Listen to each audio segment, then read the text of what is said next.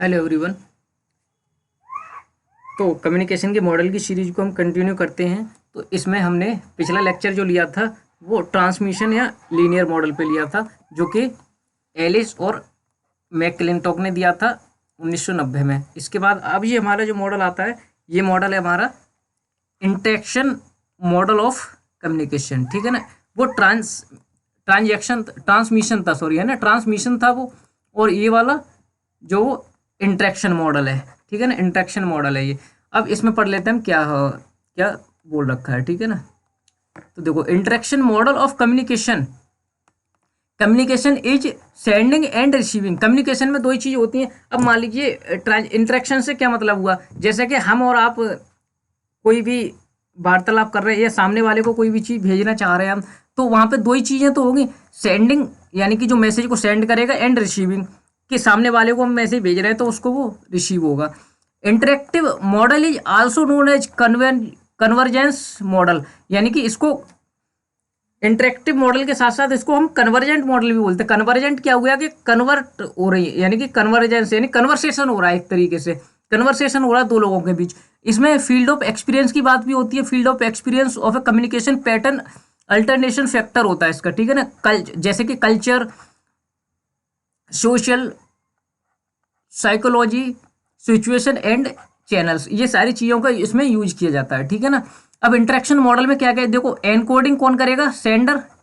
Sender ने कोई अब देखो, इंटरेक्शन से एक चीज और कि सेंडर और रिसीवर का इसमें रोल जो है वो इंटरचेंज हो जाएगा यहाँ पे। अब जैसे कि सेंडर ने कोई भी चीज सेंड की रिसीवर को, ठीक है ना, कोई भी मैसेज सेंड किया और रिसीवर की तरफ से फीडबैक आ गया। अब रिसीवर की तरफ से फीडबैक आने का मतलब क्या होगा कि रिसीवर भी कोई ना कोई मैसेज ही भेजेगा सेंडर को कि मेरे को ये चीज समझ में आई। तो इसको फिजिकल कंटेक्स्ट बोलते हैं। और साइकोलॉजिकल कंटेक्स्ट में क्या है, एनकोडिंग और डिकोडिंग वाली बात आती है। ठीक है ना। नॉइस का कंसेप्ट तो बीच में आता ही है, ये बात आपको पता है। अब interaction model of communication describe करता है कम्युनिकेशन को एज ए प्रोसेस, यानी कि इंटरेक्शन मॉडल में क्या है, इसमें बोला गया है कि कम्युनिकेशन एक प्रोसेस है इन विच पार्टिसिपेंट कौन, जो उस कम्युनिकेशन में इन्वॉल्व है। Participant alternate position as a sender and receiver and generate meaning by sending message and receiving feedback. अब देखो, कहने का मतलब क्या होगा, जैसे कि एक सेंडर ने कोई मैसेज सेंड किया एंड रिसीवर, दो चीजें होगी, सेंडर और रिसीवर। जनरेट होगा कोई मीनिंग, कोई ना कोई मीनिंग निकलेगा, उसका मीनिंग निकलेगा बाय सेंडिंग, मैसेज सेंड करने से कोई ना कोई उसका मीनिंग निकलेगा। और रिसीविंग क्या होगा, फीडबैक। जैसे हमने मैसेज भेज दिया तो उसके बारे में हमें, उसके बदले में हमें फीडबैक उसका मिल जाएगा कि क्या मैसेज हमारा इफेक्टिव रहा या नहीं रहा।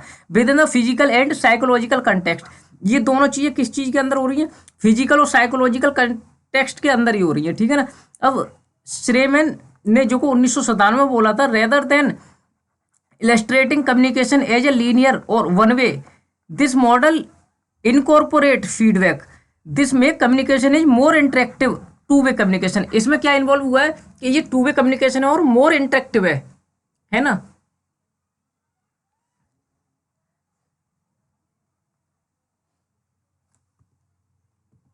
तो इस मॉडल में तो इतना ही था। इसके जो की पॉइंट हम लिख देते हैं यहाँ पे, क्या क्या इसके पॉइंट जो वो इम्पोर्टेंट थे। ठीक है ना। तो देखो, इसको हम क्या बोलते हैं, आल्सो इसको हम बोलते हैं कन्वर्जेंट भी बोल सकते हैं, कन्वर्जेंस मॉडल भी बोलते हैं इसको हम। और इसमें एक कंसेप्ट आया था कि फील्ड ऑफ एक्सपीरियंस का कंसेप्ट भी आया था। ठीक है ना। फील्ड ऑफ एक्सपीरियंस का कंसेप्ट भी था इसमें।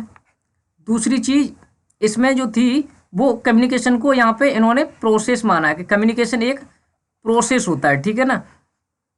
और यहाँ पे एक चीज और थी कि सेंडिंग और रिसीविंग। ठीक है ना। सेंडिंग और रिसीविंग की बात थी यहाँ पे,